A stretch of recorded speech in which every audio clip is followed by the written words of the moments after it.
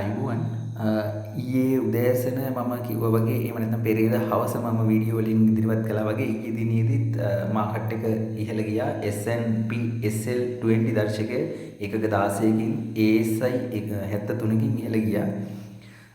උදෑසන වේගයෙන් ඉහළ ගියත් අවසානයේදී සුළු පසුබෑමක් තිබුණා. නමුත් පෙර දිනට සාපේක්ෂව කොටස් වෙළඳපොළ ඉහළ ගියකින් තමයි අවසන් වුණේ.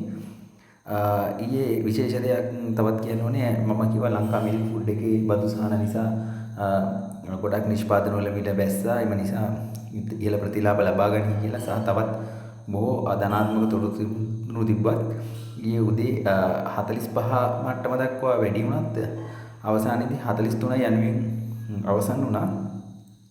ඒ වගේම හැට් නැෂනල් බැංකුවත් 310ට සිට ආපස්සට ආවා ටික ටික පොඩ්ඩක් පල්ලෙහාට ගියා.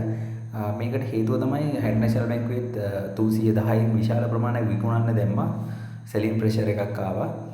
ලංකා මිල්ක් ෆුඩ් වලත් 45න් විශාල ප්‍රමාණයක් විකුණන්න දාපු නිසා සෙලින් ප්‍රෙෂර් එකක් ආවා.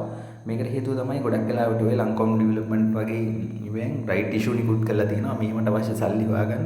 මාකට ඉහළ ගිය අවස්ථාවේදී ගොඩක් අය ප්‍රොෆිට් එක අරගෙන එම කොටස් මුදල් රයිට් ඉෂු එකේට වගේ දේවල් වලට යොදවන්න සල්ලි හොයාගන්න.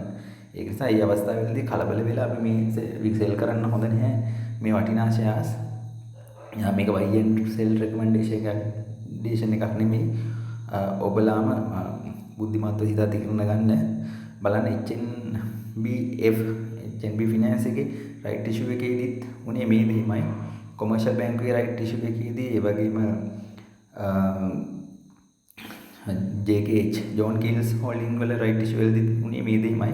විශ්ලේෂණය කරලා බලන්න මේ දිනවලදී මොකද වෙලා තියෙන්නේ කියලා. ඇයි මේ සෙල් කරලා පහළ වෙලා තියෙන්නේ? මාකට් එකේ අනිත් සියලුම දර්ශක හොඳ වුණත් පහළ වැටෙන්නේ විකුණන්නේ අර වෙනත් දේවල් වලට සල්ලි හොයාගන්න. බොහොම ස්තුතියි.